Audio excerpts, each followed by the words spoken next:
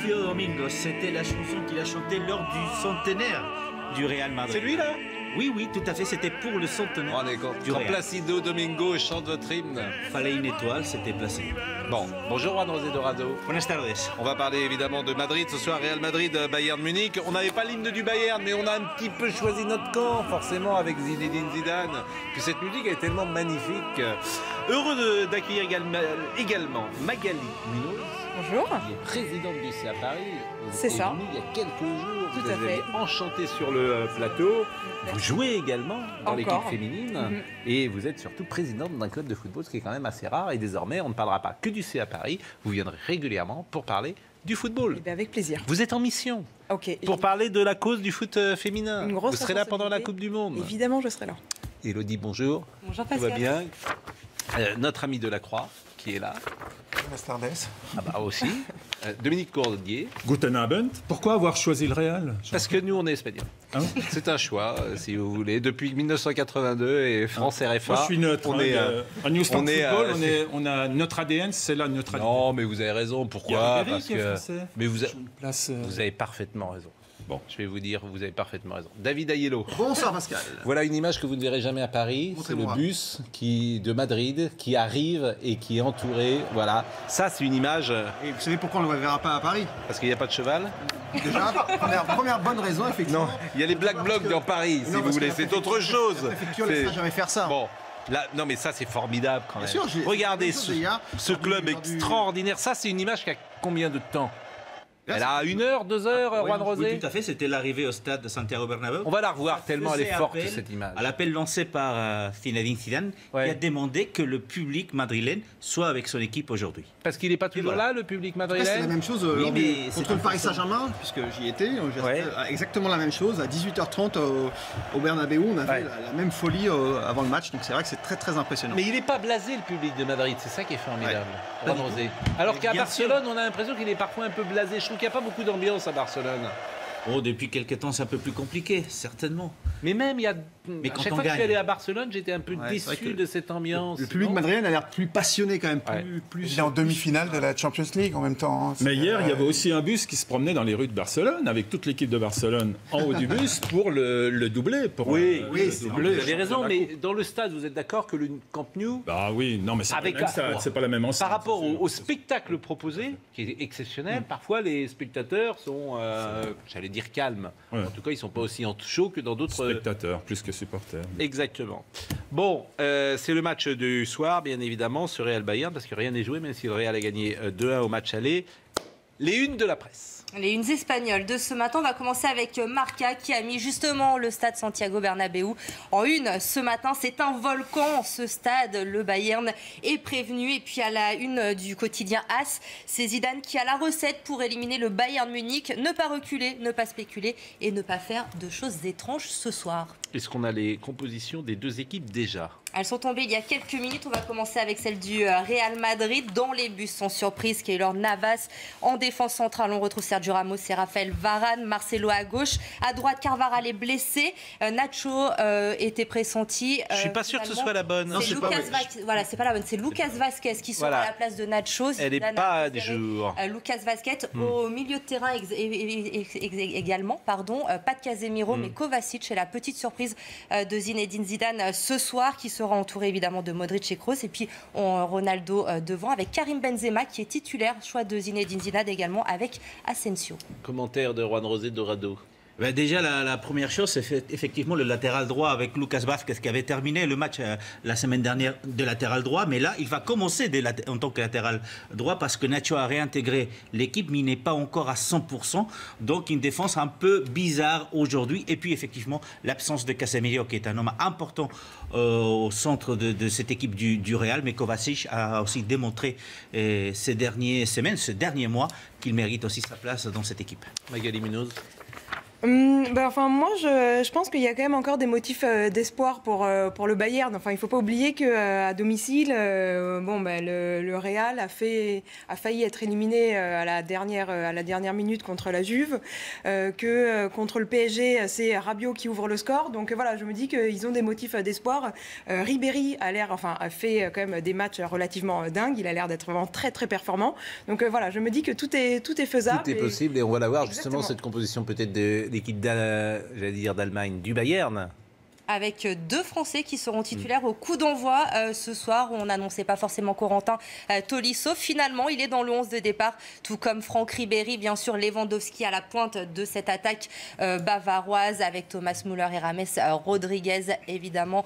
Et on note également le retour d'Alaba en défense, de retour de blessure. Est-ce que c'est une équipe un peu plus offensive, David Aiello, parce que le Bayern n'a d'autre solution que de marquer pour se qualifier? Il faut rappeler quand même qu'il y a quand même pas mal d'absents du côté du Bayern. Donc là, du côté Qui est absent? si on peut la revoir. Boateng. Ouais. On a Boateng, effectivement, qui s'est blessé. On a Robben, on a Coman. Il y en a un 4e qui m'échappe là. Mais ça en fait déjà 3 titulaires. En plus, ce sont des joueurs un peu offensifs. Arturo Vidal également, qui est blessé. Donc ça fait quand même 4 joueurs majeurs qui sont Plutôt offensifs en plus, tous ces plutôt joueurs. offensif. Donc c'est vrai que du coup ça limite un petit peu la marge de manœuvre d'Heinkes. Après sur ce qu'on a vu ces dernières années, on rappelle que c'est un classique, c'est devenu un petit peu un classique de la Ligue des Champions.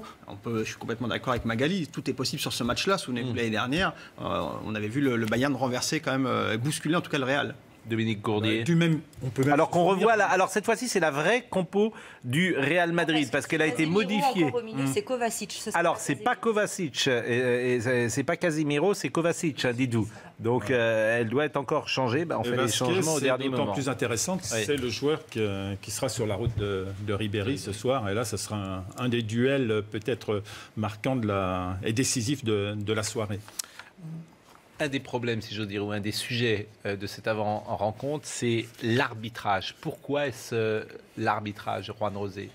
Pourquoi l'arbitrage? Parce qu'on a beaucoup critiqué effectivement ces dernières semaines les arbitrages apparemment favorables au Real Madrid, parce qu'on se rappelle ce qui s'est passé l'année dernière donc lors de dernière rencontre entre le Bayern et le Real, où le Real avait gagné 4-2, mais où effectivement on a mis en cause la qualité de l'arbitrage et ce favoritisme qui a été démenti quand même très ardemment par Zinedine Zidane, parce qu'on tombe très souvent dans l'anti-madridisme. Et puis parce que maintenant il est trop simple de parler de l'arbitrage, et je trouve que les déclarations d'Heinkes avant ce match parlant de l'arbitrage sont quand même assez malvenues. Non mais nous sommes d'accord, mais il n'y avait pas pénalty pour Ronaldo. Si vous le dites encore. Real Juventus à la dernière minute, il n'y avait pas pénalty, on a le droit de le dire. Et que le match devait aller en prolongation. Vous êtes les seuls qui le croient. Bien sûr que oui, il y a pénalty. Mais peu importe, on ne va pas refaire le débat, tout le monde était d'accord. Mais en revanche, l'arbitrage de ce soir, c'est qui? C'est un arbitre turc qui va exercer ce soir. Il a 41 ans, il s'appelle Kounet Sakir. Il a disputé 37 matchs de Ligue des Champions. Jusqu'ici, il a déjà arbitré le Real Madrid cette saison. C'était le match contre la Juve, le match aller. Et justement, il y avait déjà eu débat avec l'expulsion de Dybala. Et notamment, il ne siffle pas un pénalty en faveur de la Juve, alors que Carvajal avait fait une faute sur Cuadrado. Oui, donc alors évidemment, mais bon, c'est l'enfer, les arbitres, David Aiello. Vous qui êtes un défenseur de la cause des arbitres. Oui, en général, effectivement. Moi, j'ai envie de retourner un petit peu la question. Est-ce que c'est pas parce que c'est le Real qu'on se souvient tout le temps de ces erreurs d'arbitrage? On rappelle quand même que le Real, si on prend sur la durée, c'est l'équipe qui joue le plus de matchs de Ligue des Champions, puisque c'est l'équipe qui va le plus souvent au bout. Et d'autre part, l'aura médiatique du Real fait que, effectivement, j'ai l'impression qu'on se souvient systématiquement de ces erreurs d'arbitrage qui sont inscrites dans l'inconscient collectif. Alors que quelque part, des erreurs d'arbitrage, il y en a dans tous les matchs. C'est mon point de vue. On dit souvent sur les arbitres quand même qu'il y a une sorte de prime au club le plus puissant. Et il y a exactement le même débat en ce moment en Italie avec la Juve. Il y a eu un match Juve-Inter ce week-end qui a provoqué d'énormes débats en Italie avec un arbitrage plutôt pro-Juve. Mais c'est difficile en même temps à quantifier et puis à cerner. D'où l'arbitrage vidéo qui pourrait solutionner les choses, cher ami, parce que j'ai pas demandé d'ailleurs Magali. Alors, pour ou contre l'arbitrage vidéo, malheureusement, ça créerait quand même encore un fossé entre le foot professionnel et le foot amateur. Oui. Donc voilà. Enfin, moi Donc vous êtes contre? Alors, je suis pas forcément pour. Je me dis que déjà, dites-le, n'ayez pas peur. Non, mais... non, bien sûr, parce qu'il n'y a pas de fossé entre le foot amateur et le foot professionnel. Il n'y a que ça qui les différencierait. Non, mais c'est sûr qu'il y a d'autres considérations financières, mais je pense que c'est peut-être pas le débat, et même de modèle économique, mais je sais pas si c'est vraiment le débat qu'on va engager maintenant, mais voilà. Après, moi, ce que je dis, effectivement, tous les week-ends, il y a toujours des erreurs d'arbitrage. Après, il faut se dire aussi que ça se passe, que l'erreur est humaine et que il suffit de se donner les moyens pour. Qui arbitre pour être... d'ailleurs le foot féminin? Ce sont des arbitres femmes ou ce sont parfois des arbitres hommes? Eh ben, les deux. Les deux. Et parfois, on voit aussi des femmes qui arbitrent chez les hommes. Oui, mais c'est plus rare. Moi, ça serait dommage qu'il n'y ait pas de femmes qui arbitrent. Peut-être oui. que ce serait la solution, que ça calmerait un petit peu tout le monde. Mais d'ailleurs, je trouve que la FIFA a manqué un petit peu de courage sur la Coupe du Monde. S'il y avait un vrai geste fort à faire par rapport à ça, effectivement, ça aurait été de mettre un arbitre femme. Bon, en tout cas, cet arbitre, on rappelle, c'est l'arbitre turc de ce soir. Et Juan Rosé a raison, ça avait mis en pétard, si j'ose dire, Zinedine Zidane, qui était vraiment monté au créneau après le match justement contre la Juve, où il avait dit ça suffit. Je veux dire, on a été qualifié à la régulière. On va écouter Thomas Müller, l'attaquant du Bayern, et on va écouter également Henkes. On est concentré sur le match et nous ne voulons mettre aucune pression sur l'arbitre. Ils ont déjà beaucoup de pression sur eux. Les gens connaissent déjà le passif. Nous avons été battus l'année dernière avec 2 buts sur hors-jeu, mais tout le monde fait des erreurs.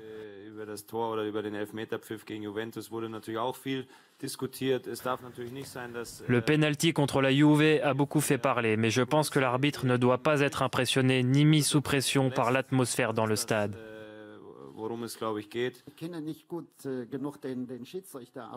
Je ne le connais pas, mais nous l'avions déjà eu contre le Paris Saint-Germain un peu plus tôt cette saison, et il avait bien arbitré.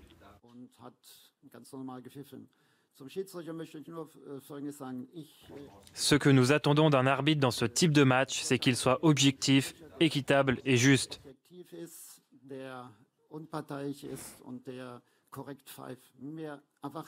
J'attends donc de l'arbitrage de demain qu'il soit équitable et que ce soit les joueurs qui décident de l'issue du match et non les arbitres. Moi, j'avais vu un excellent arbitre, Olivier Delacroix, lors du match retour ou lors du match aller, le Paris Saint-Germain contre le Real. Match retour, il est exceptionnel cet arbitre allemand. Il était bien. Exceptionnel. Mais je le dis sans ironie, je l'avais trouvé exceptionnel. Moi, je ne comprends pas. Moi, je suis très mal à l'aise avec cette pression qu'on exerce sur les arbitres quand il s'agit de Barcelone, quand il s'agit du Real Madrid. Je la trouve assez malsaine. Je trouve que c'est assez maladroit de la part du Bayern, comme ça l'a été de la part du Paris Saint-Germain, de parler de l'arbitrage avant. On fait ça en France pareil. Mais oui, mais ils sont tout le temps transpiliés. Non, mais les propos ont été très raisonnables. Oui. Ils répondent parce qu'on leur pose la question. Oui. Enfin, ils répondent bien. Müller dit non, on va pas parler, mais en même temps, on a été de penalty. Il le dit. Non, mais Est-ce que ça sert à quelque chose de... Non, mais ce que vous ne comprenez pas, et pardonnez-moi, vous êtes des observateurs. Un jour, je ne peux pas vous le souhaiter, de devenir des acteurs. Mais vous vous rendrez compte ce que c'est que la pression d'un dirigeant et la frustration parfois qui existe lorsque tu perds un match sur une erreur d'arbitrage. Et ça changera complètement votre prisme. Ouais, mais là, et peut-être que ce jour-là, vous demanderez, vous ne serez pas dans le bisounours en disant « faut aider l'arbitre, faut bachabacher ». Bon, voilà. Est-ce que ça... Oui, mais je vous dis, est-ce que non, ça mais faut sert? comprendre, est-ce que ça marche? Est-ce que ça sert? Quand je vois le but de l'OM la semaine dernière, qui est un beau but, il la touche un petit peu de la main, et tant mieux qu'il y ait but. Moi, je vais vous dire, je crois que ça sert complètement. Je pense que j'ai aucune preuve de vous dire ce que je vais vous dire, mais le penalty que ne siffle pas au Vélodrome l'arbitre, c'est parce que le Vélodrome est là. Ah oui, mais c'est autre chose. C'est l'environnement. Ah oui, mais... Parce que ça te contamine même inconsciemment. Oui, tu as sûr, 70 000 personnes qui sont là. Bon, c'est la vie. Mais si, mais c'est la vie. À vitesse réelle, on voit rien. Oui, mais c'est pour ça que je vous dis, j'ai aucune preuve, donc je ne vais pas chercher à argumenter. Je comprends, c'est humain. Ramos. Quel âge il a, Ramos? Il a 32, 31 ans. Il n'a jamais été aussi bon. Il n'a jamais été aussi bon, c'est le cas de Ronaldo d'ailleurs. Hein. Vous voyez, à 33 ans, il marche aussi très bien. Et puis c'est le capitaine, c'est lui qui va amener tout le monde. On ne peut pas l'avoir avec Varane en équipe de France, Ramos. J'ai l'impression que Varane n'est jamais aussi bon qu'avec Ramos. Il est plus jeune, Varane. Il a encore le temps devant lui. Écoutez le Ramos, c'est le dernier sur la séquence arbitrage. Nous respectons le Bayern, mais nous parlons sur le terrain. L'histoire du Real Madrid parle pour elle-même et elle ne peut pas être effacée. Ceux qui en doutent peuvent aller voir les archives et vérifier. Le Real a toujours eu de bons résultats contre eux et nous voulons que ça continue.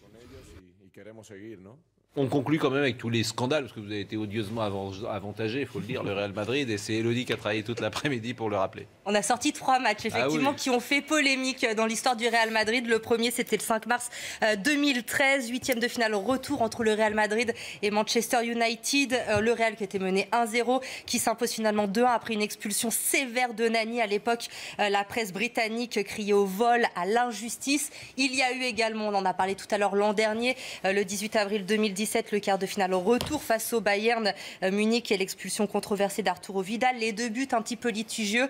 Et puis face à la Juve, on ne va pas vous relancer sur le sujet, Pascal, ce penalty et l'expulsion de Buffon il y a 15 jours maintenant. Il faudrait avoir une caméra divergée sur notre ami Juan Rosé pendant qu'il vous écoutait. Et alors, je vais le mimer, il était comme ça. Non, mais vous sortez encore. Mais voilà. Le Real Juve, c'est n'importe quoi. Quoi? Ben, c'est Non mais attendez, D'accord, il y a vous savez pourquoi vous parlez comme ça du Real Madrid? Parce que c'est celui qui gagne. Et comme ça, peut-être qu'on pourrait sortir beaucoup plus des premières phases. Pas penalty. Non mais faites attention, autrement je chante à la Madrid. Je chante à la Madrid si vous n'êtes pas sage. Et là, bon. On a eu 3 jours de pluie. Le match de tous les dangers. Pourquoi de tous les dangers, Elodie? Pour le Bayern Munich, puisque les statistiques sont très faibles pour le Bayern après cette défaite de 2-1 la semaine dernière au match aller. Figurez-vous qu'aucune équipe en Ligue des Champions n'a réussi à se qualifier après avoir perdu 2-1 au match aller dans des phases à élimination. Sauf que le Magali, c'est absolument fou. C'est une stat, moi je l'ai fait vérifier quand Elliot Deval m'a dit cette stat, j'ai dit c'est pas possible. Il l'a vérifié, il a appelé le président de l'UEFA qui lui a confirmé. Ok, mais moi je dis souvent que chaque série, plus elle se rapproche de sa fin et plus voilà, il y a quelque chose qui va. Voilà. C'est le bon sens. Exactement, Certes, et voilà, mais... c'est pas parce qu'il y a cette statistique que, non, mais c'est que les étonnant. faits ne peuvent pas la faire mentir. On rappelle juste que lors du dernier Bayern-Real, justement, le Real s'était imposé sur le terrain du Bayern 2-1 et que le Bayern menait 2-1 à la fin du temps réglementaire. Donc après, en prolongation, ça s'est mal passé pour eux. Mais chacun s'accroche à ses statistiques. Le Bayern a sorti des stats montrant que les 2 fois où ils ont affronté un club espagnol, un 1er mai, ils ont battu le Barça 3-0 et le Real 1-0. Alors celle-là, je suis sorti des statistiques. Voilà. Moi, la semaine dernière, j'ai vu un Real quand même bien au-dessus du Bayern Munich et je vois vraiment mal le Bayern Munich faire quelque chose. Non, là, vous regardiez... je les ai trouvés largement supérieurs. Vous les avez pas trouvés largement supérieurs? Non, honnêtement, sur le match, je dirais pas ça. Je trouve que c'était bien payé le 2-1 pour tout vous dire. Bien payé. Du Real, avec un poil même de chance. Ouais, mais ce qui est terrible, un poil de réussite, en tout cas. Cette froideur. Regardez les stats du match aller. 60% Bayern, il y a eu 17 tirs contre 7, 5 tirs cadrés. Vous voyez, les stats étaient un peu plus... 4 tirs cadrés, 2 buts. Oui, il y avait un petit poil de réussite. Mais peut-être votre amour pour Zidane a-t-il contaminé? Je vous rappelle que le Real a éliminé le PSG, donc j'ai pas un amour infini. Ah oui, parce que vous êtes supporter du PSG. Mais non, mais c'est vrai qu'il y a 2 supporters du PSG ici, David Ayer et puis même Magali. Alors Magali, elle est du CA Paris. Alors c'est un peu, c'est le 14e arrondissement. Le 14e arrondissement, c'est loin. Dans Paris, c'est loin du parc. C'est le 14e arrondissement. Il est question que le 14e demande son indépendance.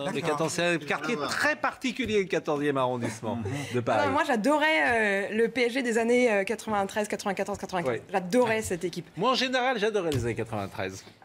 Mais bon. On va écouter Henkens. Je crois que je le dis mal, d'ailleurs, je le dis comme le nom d'une bière. Et on va écouter également, mais non, mais c'est Jupp Heynckes sur le match. Et puis on va écouter également, on va écouter Zinedine Zidane aussi, tiens, les 2 entraîneurs. Quand même. Nous devons être plus efficaces qu'au match aller. Lors du match précédent, le Real Madrid a eu l'opportunité de marquer 3 ou 4 fois et ils ont marqué 2 buts. Ils ont été très efficaces. Nous avons besoin d'essayer et de jouer comme nous en avons l'habitude, car nous avons marqué 88 buts en championnat et d'autres buts en Champions League ou en Coupe d'Allemagne. Nous avons donc marqué beaucoup de buts cette saison.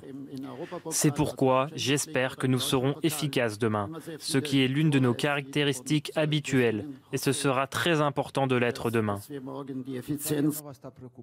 Le Bayern ne s'inquiétera pas. Le Bayern est une grande équipe qui va venir pour faire un grand match. Nous sommes conscients de cela. C'est pour cela que nous devons être prêts comme jamais pour réaliser, nous aussi, un grand match. Un grand match pour Zidane, bien évidemment, concentré, tout le Real est concentré, mais prudent, c'est le message de Sergio Ramos qu'on aimerait voir avec Varane. Quand je suis arrivé au Real Madrid, nous perdions souvent en huitième de finale, alors que ces dernières années, nous avons joué 8 demi-finales consécutives, et c'est génial. Si en plus vous ajoutez 4 finales et 3 trophées de Ligue des Champions, c'est formidable. Il pourrait y avoir des gens qui pensent que nous sommes invincibles, mais ce n'est pas si simple. Il y aura un jour où le Real Madrid perdra et une autre équipe gagnera la Ligue des Champions. Aussi longtemps que nous sommes là, nous devons tout faire pour essayer de remporter la compétition.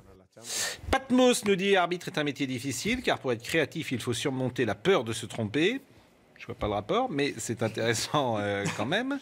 Et il faut imaginer un huitième de finale de Ligue des Champions la saison prochaine, Real Madrid contre Olympique Lyonnais. On appellerait ça le Benzimeko, dit Alexandre Prost, Magic Ange.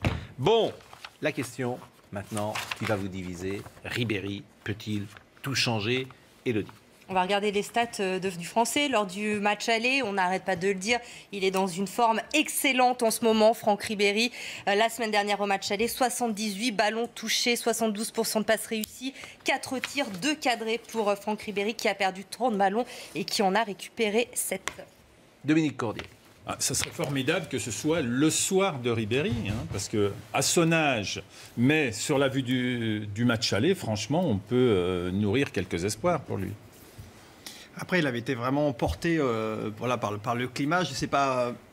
Moi, j'ai du mal à l'imaginer aussi. Mais ça vous avez surpris, par exemple, qu'il soit à ce niveau-là? Non, parce que ça fait, pas vu à ce niveau-là. Oui, c'est vrai, à ce niveau-là, sans doute, mais ça fait quand même plusieurs semaines qu'on a bien compris qu'il était revenu pas loin de son meilleur niveau, et même sans doute à son meilleur niveau lors de ce match-là. Donc, pas complètement surpris. Après, de là, le voir réitérer cet exploit-là dans un autre contexte où, ils vont certainement pas avoir autant le ballon qu'au match aller. Qui sera sur lui ce soir, Juan Rosé? Ah, ça, vous en savez rien qu'ils n'auront pas le ballon. Ouais. A priori, c'est Lucas Vázquez. C'est Lucas Vázquez qui donne quand même un avantage à Ribéry, puisque ce n'est pas du tout le poste naturel de Lucas Vázquez. Donc, mais il est rapide.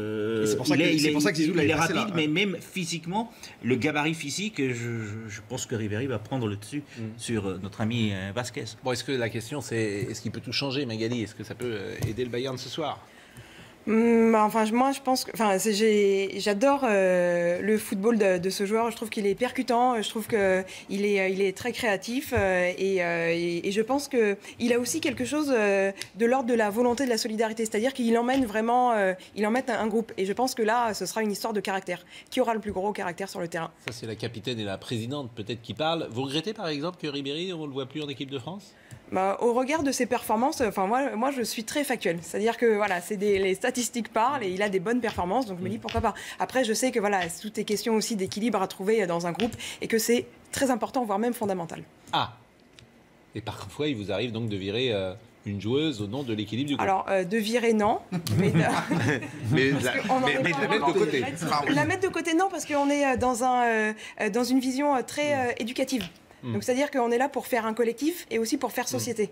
Donc c'est très important pour nous de parler de tout ça et de faire en sorte que tout le monde ait sa place. C'est difficile parce qu'évidemment il y a des égos forts dans les équipes professionnelles c'est aussi mais oui, c'est pour ça que c'est toujours très difficile. C'est aussi un foot, un sport qui est parfois individuel, le football, et qu'il faut faire comprendre à chacun que on joue aussi ensemble, donc c'est toujours difficile. Exactement. Ribéry, pour terminer, Olivier Delacroix. Je le trouve en pleine forme, bien évidemment.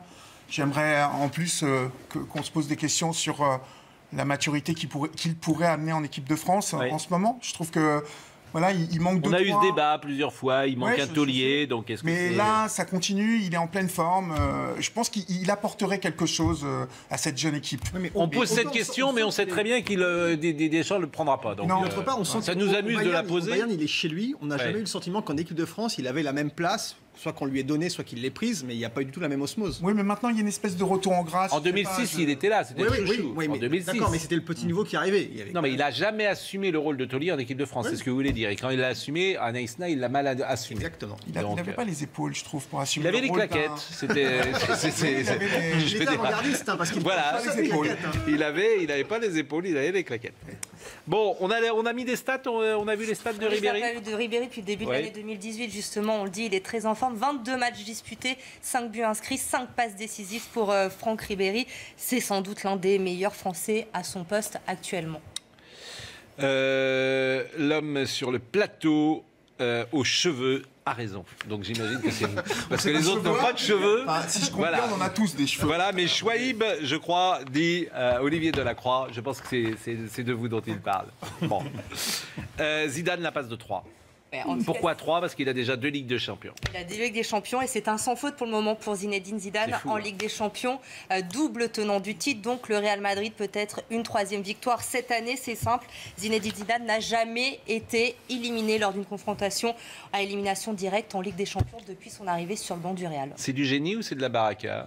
Non, ça peut pas être de la baraka parce qu'il y a une autre stat qui est sortie, ça l'a été. Bon, attendez, on vous a prêté Zidane, soyez gentil, Juan Rosé. Hein. On peut poser des questions. On sait bien que le Real Madrid ne réussit grâce à un Français. Notre stat intéressante qui est comme sortie, le Bayern d'ailleurs. C'est l'impact de Zidane sur ces matchs-là, les matchs à élimination directe. Il est à 73% de buts marqués après la mi-temps, c'est-à-dire au moment où on fait des coachings. 73% des buts du Real ont été inscrits après la mi-temps. C'est juste assez incroyable et ça démontre quand même l'impact de Zidane. Donc on n'est pas du tout dans la chance ou dans ce qu'on pourrait, surtout sur autant de matchs. Et puis il faut se rappeler, hein, quand il prend le Madrid, c'est en janvier 2016, il remplace Benitez. Il n'a jamais entraîné en première division, mais il avait été le numéro 2 de Ancelotti. Il amène le Real en finale, il la gagne. Cette année, jusqu'au mois de décembre, c'est un début des Ligas catastrophiques. À un moment donné, on pense même qu'il va pouvoir être viré s'il vient à perdre cette fameux match face au PSG. Et voilà, encore une fois, comme il réalise ce petit miracle du côté de Madrid pour amener... Si le Real ne gagne pas la Ligue des Champions cette année, le Real jouera la Ligue des Champions la saison prochaine ? Oui, il va la jouer puisque le Real est 3e du championnat espagnol et il restera 3e, il reste 3 matchs. Donc. Je ne sais pas si vous avez vu comment au Real, Zidane parle à ses joueurs. Oui. Vous voyez d'autres entraîneurs parler à leurs joueurs. Mais c'est le charisme, et c'est la carrière. Oui, mais il y a quelque chose de l'ordre de... Ils sont amis en même temps, ils sont frères d'armes, ils sont... Je trouve mais c'est même pas tant la manière... C'est même pas tant la manière dont Zidane parle à ses joueurs que la manière dont les joueurs écoutent ce que dit Zidane. C'est-à-dire qu'il est magique. Il avait été aussi un joueur qui était resté fidèle au club. Et autrement, dans l'histoire, quel est celui que vous mettriez en premier ? Peut-être que Zidane, d'ailleurs, sera celui-là. Peut-être en premier. Et vous savez, il y en a un qui avait un charisme fou, qui était Jorge Valdano. Jorge Valdano, qui n'a pas réussi énormément en tant qu'entraîneur au Real Madrid, mais qui est resté par la suite conseiller de immense joueur, champion du monde en 86. Quelqu'un qui est très apprécié du côté de Madrid. Champion du monde en 86 avec Jorge Burruchaga et évidemment Maradona. Pourquoi vous parlez de Burruchaga ? Je vous parle de parce que j'en ai envie. Zidane la passe de 3. Les chiffres, on les a vus de Zidane, on les a vus tout à l'heure. Le programme de cette Ligue des Champions, on va parler de la Roma et on parlera également ensuite de Neymar. Peut-être un pronostic, Magali, ce soir, Bayern peut-il ou peut-elle refaire son handicap ? Oui. Oui, vous pensez que le Bayern va se qualifier ? Vous jouez le Bayern ? Eh ben ouais, je joue le Bayern. C'est audacieux. Contre toute attente, allez hop. C'est audacieux. David Aiello. Je joue le Bayern au tir au but. 2-1, victoire du Bayern au tir au but. Juan Rosé. Allez, ça va être un match très compliqué, un partout, mais c'est bien évidemment le Real qui se qualifie. Je ne crois pas que ça va être un match compliqué du tout. Je pense que le Real va passer tranquille ce soir. Je pense.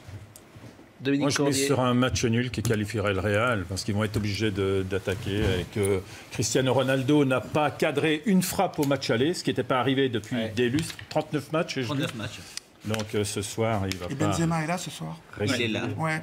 Donc ça fait du bien à Cristiano. Elodie. Le Real aussi. Pour le Real. C'est vrai que le Real a eu quand même un poil de chance contre le Paris Saint-Germain, au moins au match aller. On peut le dire. Seulement au match aller même. Seulement au match aller. Le Real a eu un poil de chance contre la Juve au retour. Le Real a eu un poil de chance au Bayern la semaine passée. Donc... Il en faut. Il en faut. Ça s'appelle efficacité, monsieur. Oui, non mais On dit souvent que les grandes équipes. je suis d'accord avec vous, mais il est possible qu'à un moment, ça se retourne. Amis, Certainement. hein, vous serez là demain soir de toute façon. Je mettrai une cravate quand même, parce que là, c'est- Pour la victoire, oui, pour la Pour la- Quand même, Pascal, il faut rappeler un truc, c'est que si Oui. le Real passe ce soir, Oui. il ne faudra pas oublier que le PSG aura été éliminé par le finaliste. Arrêtez Peut-être de le trouver des excuses au David. PSG, je Non, veux mais dire. vraiment, Ah, parce que je trouve que ça n'est pas assez rappelé. Mais Oui. je pense que face Mais- au finaliste, on ne le dira pas. Si c'est le vainqueur, ça sera Mais mieux. non, mais Ouais. bon, la finale est à Ils ne sont pas Kiev. vainqueurs encore. Vous êtes, Il y a Liverpool. Tiens, qu'est-ce que vous avez pensé, vous, de Meunier qui a liké le Vélodrome et Eh ben, qui s'est écoutez, fait tuer par le Parc des Princes? Eh ben, écoutez, que vous êtes j'ai trouvé supporter. qu'on n'avait rien à envier en termes d'abrutis aux Marseillais, aux supporters marseillais. Il y a l'air d'y avoir un pourcentage qui se vaut à peu près, parce que je trouve ça hallucinant d'insulter Thomas Meunier comme certains ultras insultent Thomas Meunier. Voilà, c'est Ça va être regrettable, votre tour, c'est hein. désobligeant. Ça va être votre tour, je Enfin, pense. c'est ce que j'en pense, ça. Ah, non, mais bon. Venez, c'est- venez. Non, non, mais. La Roma, c'est demain et l'AS Rome rêve d'un exploit comme Rome l'avait fait contre Barcelone. Contre Barcelone.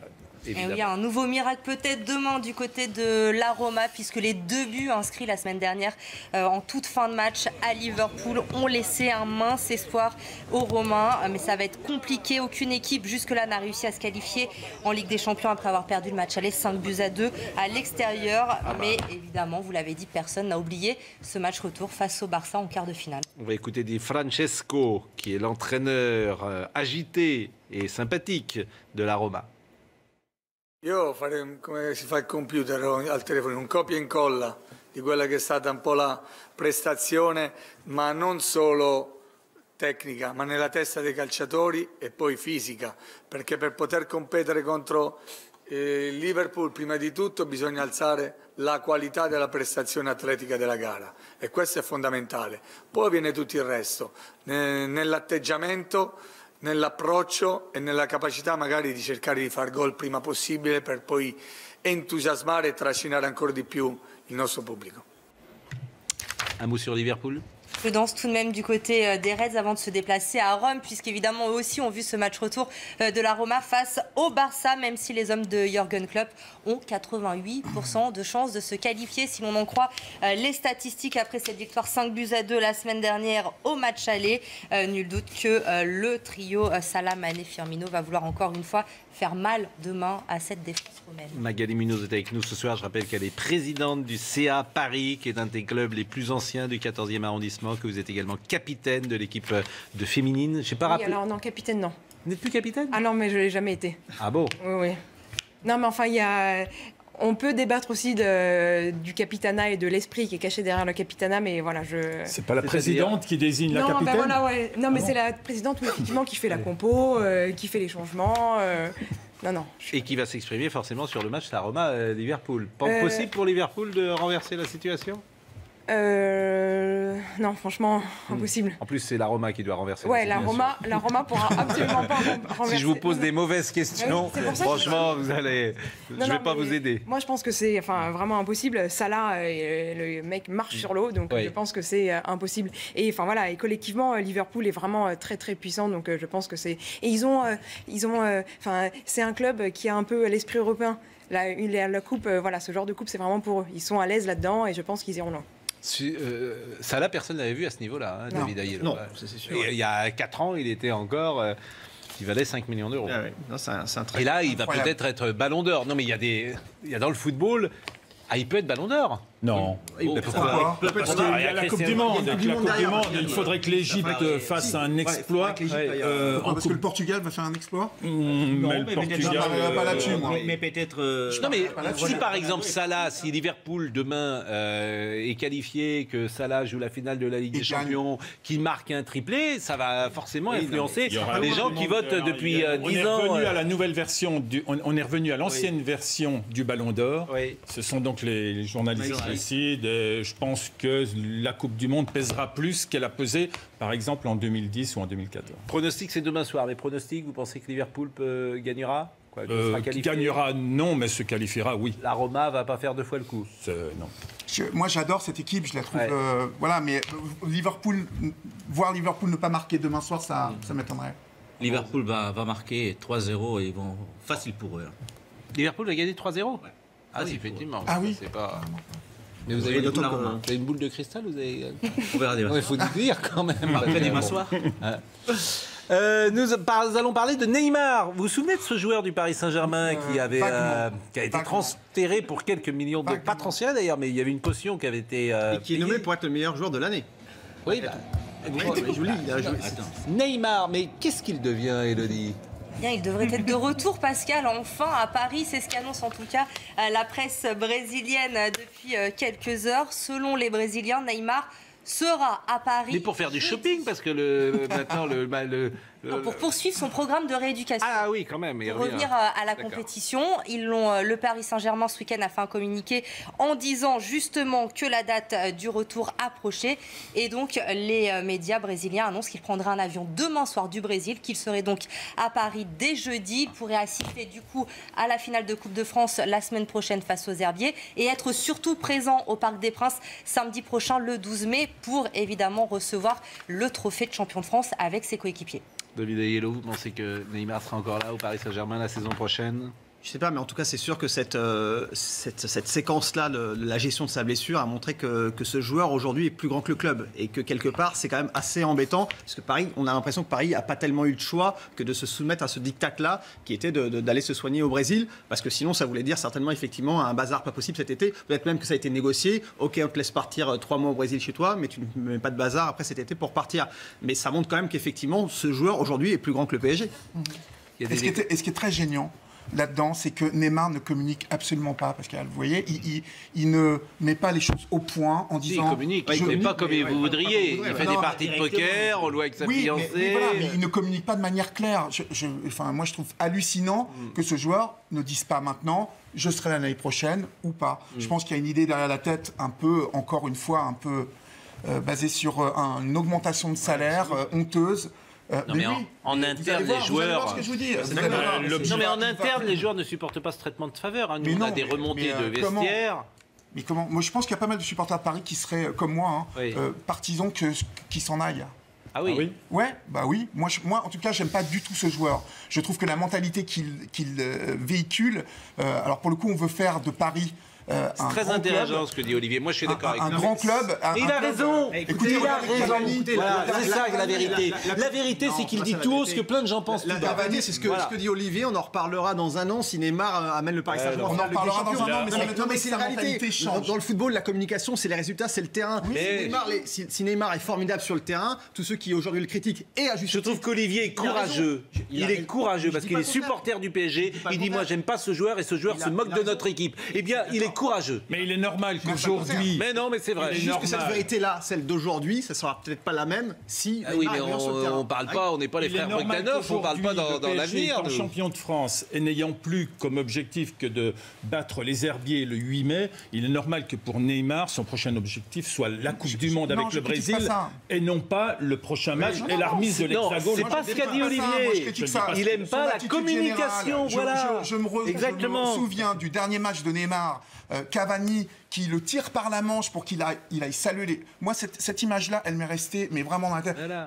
Et donc, il va saluer les supporters, mais ça l'emmerde. Il est aujourd'hui plus grand que le club. Voilà. Et Cavani, mais il est plus petit que le club. Pardonne-moi.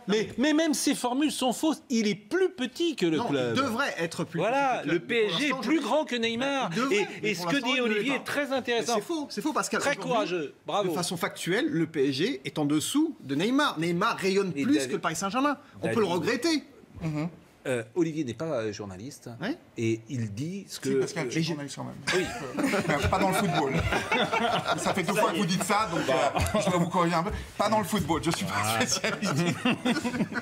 C'est vrai que pour moi, quelqu'un qui n'est pas journaliste dans le football n'est pas journaliste. C'est vrai que j'ai toujours pensé que le journalisme de football est l'aristocratie du métier. Pardonnez-moi. Donc je retire ce que j'ai dit, effectivement. Évidemment, vous êtes journaliste, mais il n'est pas journaliste de foot. Et il se mouille. Vous êtes d'accord, Magali?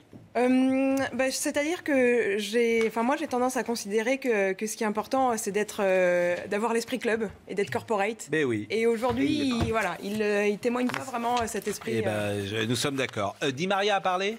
Il a fait une interview chez nos confrères de France Football aujourd'hui et justement il parle de Neymar, André Di Maria, l'Argentin. Regardez ce qu'il déclare sur le Brésilien. Il a apporté un plus au club et à ce championnat. Il a réalisé 6 mois impressionnants et puis il a eu de la malchance de se blesser pourvu qu'il revienne vite. Communication parfaite d'André Di Maria. Oui, bien évidemment. La saison de Di Maria, d'ailleurs, mérite le respect pour le coup, parce qu'il a fait une saison intéressante. 42 matchs joués pour André Di Maria avec le Paris Saint-Germain, 21 buts inscrits, 15 passes décisives pour André Di Maria avec le Paris Saint-Germain. On le rappelle, il a débuté sur le banc la saison avec l'arrivée justement de Neymar et d'Mbappé. Mais il va rester, Di Maria ? Il laisse planer le doute, il répond à cette question et il a dit « Je ne sais pas si je serai ou non au Paris Saint-Germain la saison prochaine. Le football est très bizarre, je suis heureux ici, mais le club a besoin de faire venir des joueurs et pour cela, il doit en vendre d'autres. » On a l'impression quand même, Olivier, vous qui êtes supporter de Paris, que le PSG est journaliste. Non mais vous assumez ce côté supporter, que le PSG est à la croisée des chemins. Le PSG est à la croisée des chemins avec un nouvel entraîneur qui arrive, d'autres joueurs. Moi, je serais pareil, je ne retiendrai pas Di Maria, qui n'est pas un joueur qui me plaît énormément. Je trouve qu'il a été, il a été bon en championnat de France, mais le peu qu'il a joué en Champions League, c'était assez à la hauteur de ce qu'il fait d'habitude. Je trouve que c'est un joueur... ce n'est pas un joueur majeur du PSG. Vous voyez, on parlait de Thomas Meunier. L'avenir, c'est plus Thomas Meunier. Mais Olivier, juste Dominique Cordier, juste un mot quand même, parce qu'on parle du Paris Saint-Germain. Pas d'infos sur l'UEFA. J'ai dit plusieurs fois ici que le fair play financier avait dans le viseur le Paris Saint-Germain et qu'il se pourrait qu'il y ait des sanctions. Le PSG est inquiet parce qu'ils écoutent ces news et ils vous entendent semaine après semaine dire qu'ils risquent gros devant le fair play. Ils peuvent l'être, croyez-moi. Et voilà, ils sont jusqu'au 30 juin donc pour équilibrer leur... Oui, et vous n'avez pas d'infos. Non, parce que vous êtes l'homme qui, a priori, en matière parle de à l'oreille des présidents. Aujourd'hui, ceux qui savent ne parlent pas et ceux qui parlent ne savent pas. Donc vous voulez dire que quand je parle, je sais pas. Ça s'appelle un scud. C'est le 1er mai, c'est la fête du travail. J'ai bien fait de venir. Hein, c'est bien. Vous êtes en forme, Dominique Cordier? 1er mai. Non, mais c'est bien, je vous remercie. J'avais apporté un petit brin de muguet pour vous, je le garderai. Que voulez-vous dire, David? Je voulais juste répondre à Olivier quand il disait que Di Maria non plus lui plaisait pas tellement dans l'état d'esprit et Neymar non plus. Il faut quand même rappeler que ce sont les clubs qui font les joueurs. C'est pas le club c'est pas les joueurs qui font le club. Donc si ces joueurs-là se permettent ça, c'est parce que encore une fois le PSG n'est pas au niveau à ce niveau-là. Ouais. Merci à tous, c'est la fin. Merci Magali une nouvelle fois d'être venue. Elodie, merci à vous. Est-ce que vous pouvez en donner à la Madrid quelques parce que à côté de Plácido Domingo, non? Si, allez-y, mais Plácido Domingo à côté de vous. Un petit peu. À la Madrid. À la Madrid. Et après, je ne connais plus. Donc on écoute à la Madrid. Qu'est-ce que ça veut dire après à la Madrid? Alors, allez Madrid et après? C'est un chant d'étoiles. C'est un chant d'étoiles, oui. Et qu'est-ce qu'il dit? Parce que... après vous parlez, je ne comprends pas. Allez Madrid.